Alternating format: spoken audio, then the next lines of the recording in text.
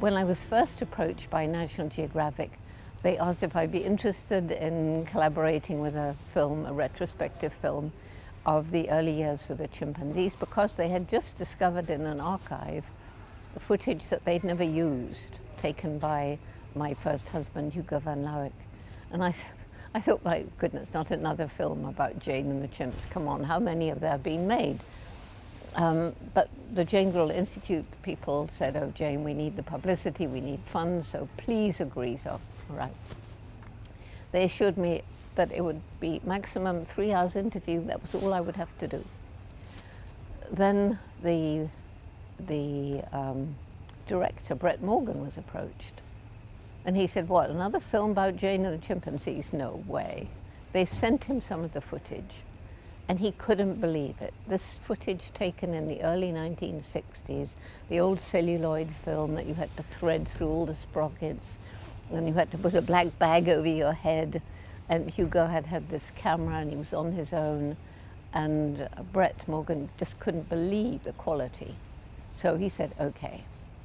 And so, in fact, it didn't involve me in 3 hours interview at all. It involved me in at least 3 days of interviews, which is built into showing the old footage. And more than any other documentary, it takes me right back into actually feeling I am that young girl. It's quite extraordinary. It shows a bit more of my personal life, and well, as I say, it's completely different to any other movie. I think that the way Brett's edited it, put it together, conceived it is fantastic. And also Bernie Krause, who is the premier wildlife sound recordist. He spent about 2 months at Gombe in the early 70s, and it's his footage that's used. So that too gives me the feeling of being there. It's quite amazing.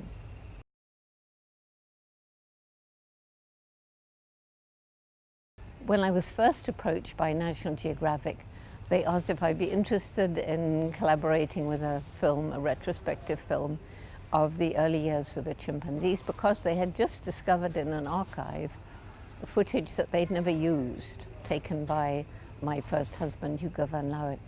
And I thought, my goodness, not another film about Jane and the chimps. Come on, how many have there been made? But the Jane Goodall Institute people said, oh, Jane, we need the publicity, we need funds, so please agree. So, all right. They assured me that it would be maximum 3 hours interview. That was all I would have to do. Then the director, Brett Morgan, was approached. And he said, what, another film about Jane and the chimpanzees? No way. They sent him some of the footage, and he couldn't believe it. This footage taken in the early 1960s, the old celluloid film that you had to thread through all the sprockets, and you had to put a black bag over your head. And Hugo had this camera, and he was on his own. And Brett Morgan just couldn't believe the quality. So he said, okay. And so, in fact, it didn't involve me in 3 hours interview at all. It involved me in at least 3 days of interviews, which is built into showing the old footage. And more than any other documentary, it takes me right back into actually feeling I am that young girl. It's quite extraordinary. It shows a bit more of my personal life, and well, as I say, it's completely different to any other movie. I think that the way Brett's edited it, put it together, conceived it is fantastic. And also Bernie Krause, who is the premier wildlife sound recordist. He spent about 2 months at Gombe in the early 70s, and it's his footage that's used. So that too gives me the feeling of being there. It's quite amazing.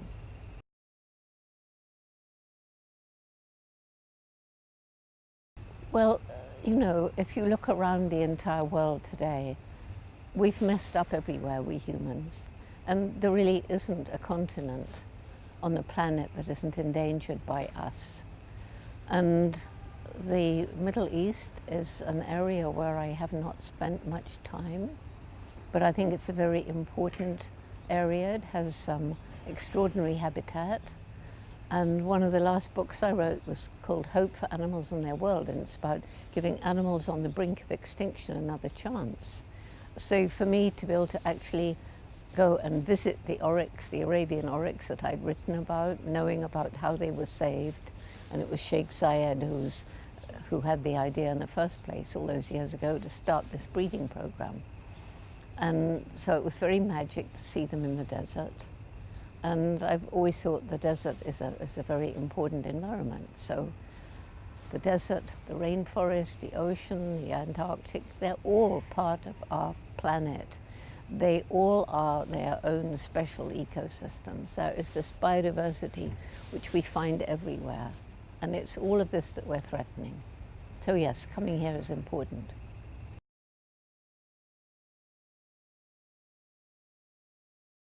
Well, you know, again, when I was in the rainforest, I was brought face to face with the fact that everything is interrelated. And when people ask, you know, what one thing do you think is the most important, you can't really say that because they're all interconnected. So for me, there are a number of problems that we have to fix in the world. But they're all important and they all contribute to the place where we are now. One of them is extreme poverty. So if you're living in a rural area and you cut down the habitat because you've got to try and grow food or make money out of selling wood or something. If you're in an urban area, you buy the cheapest. You can't afford to say, did it harm the environment?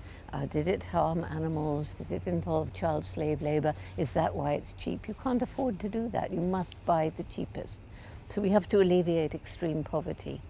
Then we have to worry about the unsustainable lifestyle of most everybody else, all having more than we need. And it was Mahatma Gandhi who said, this planet can produce enough for human need, but not human greed. And so we have to do something about our own lifestyles and try and leave lighter ecological footprints. Thirdly, there's human population growth. So we live on a planet with finite natural resources. We are using them as though they're infinite. At the same time, more and more people are trying to make a livelihood on the planet. More and more percentage are getting richer and wanting more of those natural resources without being educated into the importance of a sustainable lifestyle. So these three things together, they are underlying one of the big scourges of our time, which is climate change, where we're seeing extremes of weather. You know, I travel 300 days a year around the world, and everywhere I go, well, it shouldn't be hot now, or it shouldn't be cold now, or the storms are getting worse, the climate, we're getting worse droughts, we're getting worse floods. The coldness in the United States right now is something that's blowing people's minds. And the big mistake at the beginning was science called it global warming, which we understand. But if you're just an ordinary person out in the street and you've got the coldest weather you've ever known, you think, well, it was President Trump said, we need some more of that global warming in America right now. It's a pity we didn't start with climate change, because that's what it is, it's climate change. At the same time, yes, the surface of the planet is heating. The oceans are heating.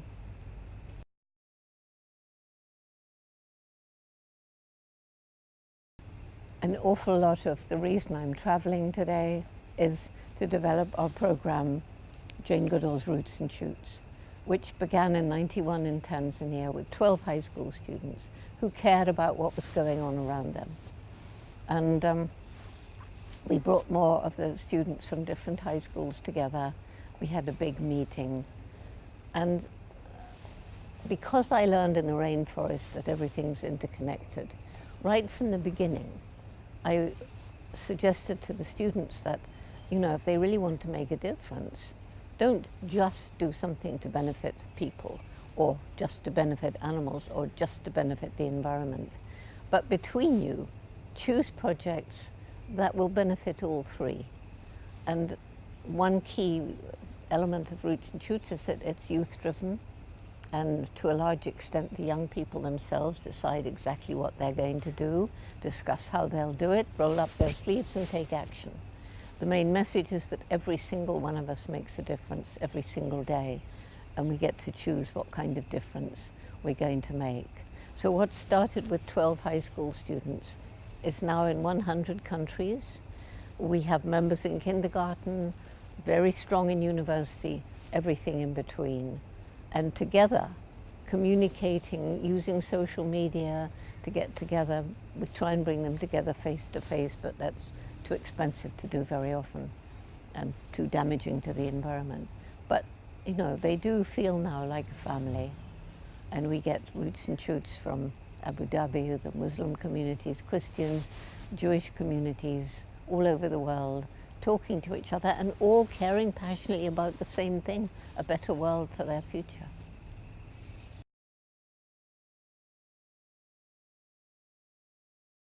What I would say to that young Jane starting out all those years ago, I would simply have to say nothing, just because I hadn't been given any advice, just because I had to feel my own way, just because I had the message of my wise mother saying, you're going to have to work hard, take advantage of opportunity, and never give up.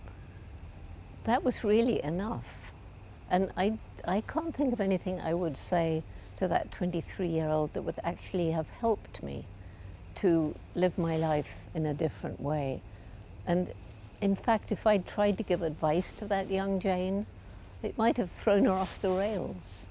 So at this moment, I would say, I don't want to say anything to her. Let her find her own way.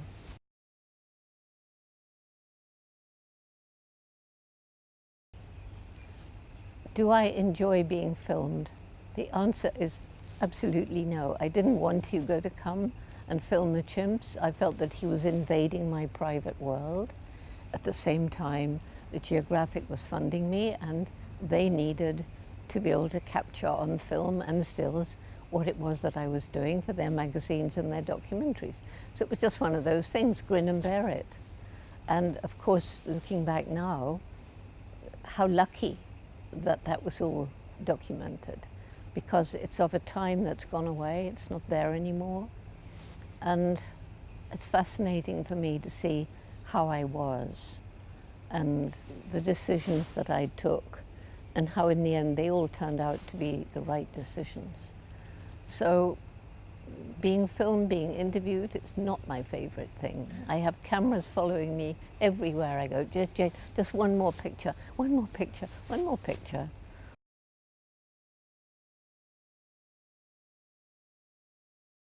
When we first began filming the chimpanzees, they ran away. But I had anticipated that, so I'd made little hides by fruiting trees before Hugo came. Just a few palm fronds, nothing, 'cause the chimps always know you're there, but it's like you have your place and they know you're going to stay there. And because of Hugo coming, I stuck bottles out, so I thought that would look like a lens and catch the light. So they were a little bit used to cameras when Hugo began filming them. And gradually, as they got more used to it, well, they would sometimes peer into the lens and they'd come right up and you would see them looking at their reflection. And there's this, what do you call it, a boom, they put a muff on it. Well, that to them was like a little furry animal, and they were always hitting it away. And then as they got used to it, they began to groom it. It was very funny. So the chimp soon came to ignore being filmed. And of course, you know, I had to play along with it. Hugo was told, you must get Jane washing her hair, you must get Jane walking on the beach, you must get Jane sleeping on the peak. So all of those things we had to do. But I suppose, luckily, from the beginning, I wasn't bad in front of the camera. I knew how to behave naturally, even though it was, I mean, they were all things I did.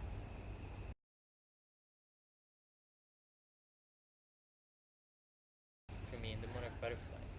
The monarch butterfly, I personally haven't studied. I know all about them. I know all about the danger to them from genetically modified food and pesticides and all those things, herbicides as well, I suppose. I know about their amazing migration.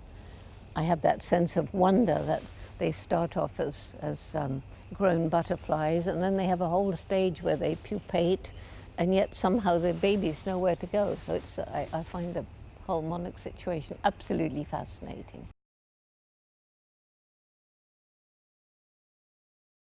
When I was young, what did I especially want to study? Elephants. I really would love to have studied elephants.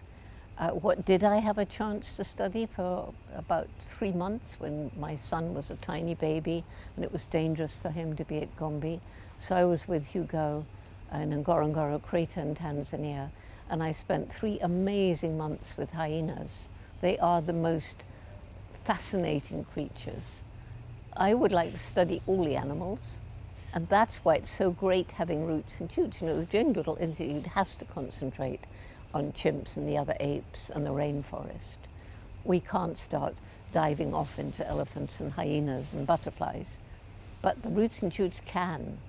And so all I have to do is talk about something fascinating in my lecture, and lots of the kids will say, gosh, that's fascinating, I never thought of that, I want to study those, and then they get studied. So in a way, I do it vicariously through the young people.